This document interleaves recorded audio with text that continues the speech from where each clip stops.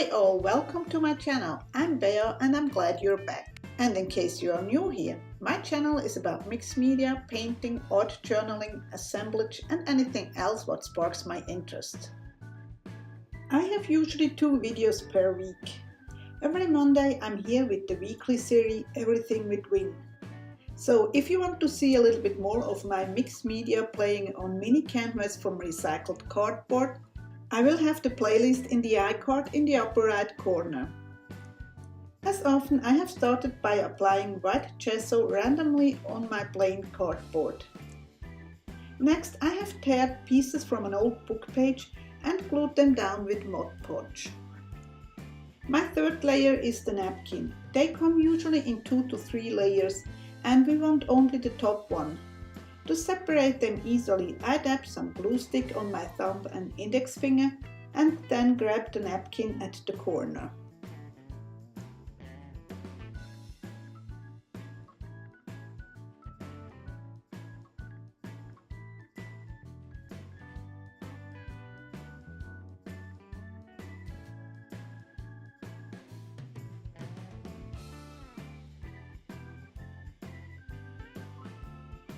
When you glue down your napkin, don't be stingy with the Mod Podge or whatever other medium you use.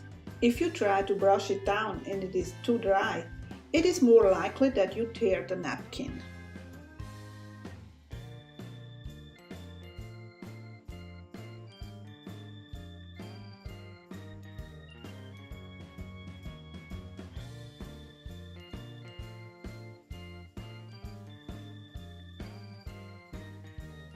I usually don't bother to cut back the overhang. For me, it seems easier to file it back with a simple nail file.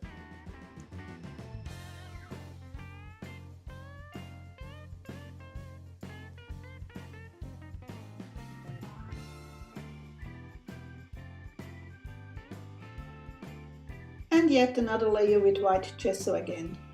I would say white gesso is the most used ingredient in my mixed media kitchen. Just curious, what is your most used thing? Leave me a comment down below in the video. And while we are at, the heat tool is really necessary for me too.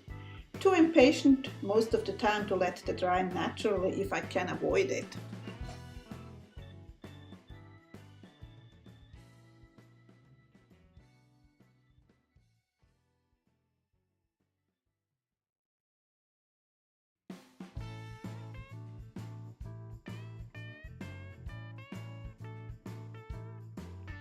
My next layer was with distress ink and the applicator. First I started with the tumbled glass, which seemed a little bit too light, so I went on with Mermaid Lagoon.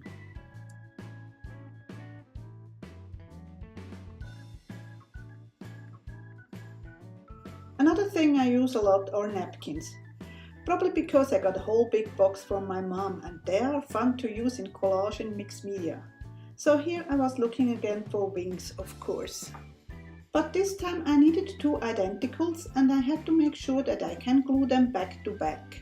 Just because the way I wanted to attach them would be more 3-dimensional. And as I didn't want them to be flimsy, I had to glue them on some cardstock scrap. Now enjoy my process. I will step in if I have to say something. But in the meantime, I wanted to thank all my subbies. I'm really glad you're here. And if you want to share what you came up with, you're also welcome to be a part of my Facebook group Bea's Mixed Media and more. Or if you like free printables and longer version of some videos, head over to my blog. There is a free member area where you can sign in. I will have all the links in the description down below the video.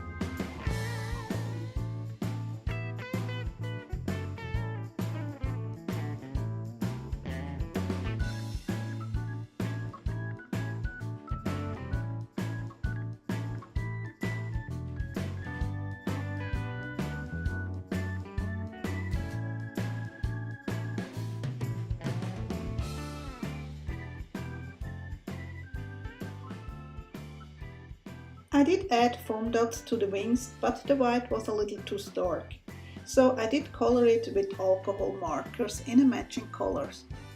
At the same time I did also color the white of the cardstock all around the butterfly. Well, my first idea, just to fold and then attach to the lion, didn't look too good. So I had to cut it apart and start over again with foam dot and coloring the foam.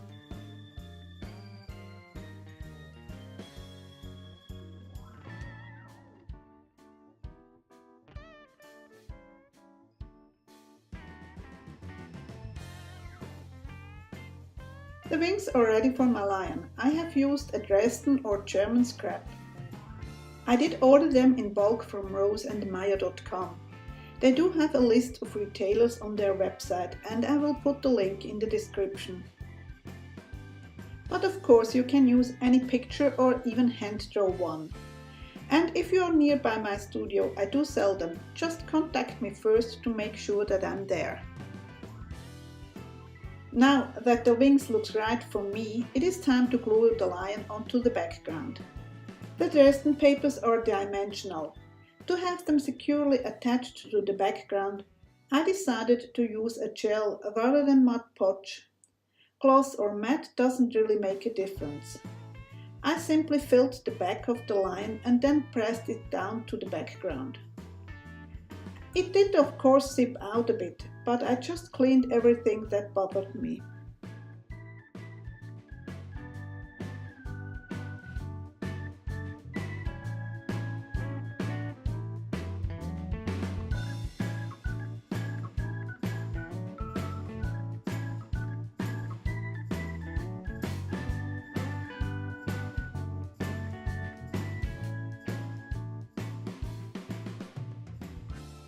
Next I did go around all the edges with a black permanent marker.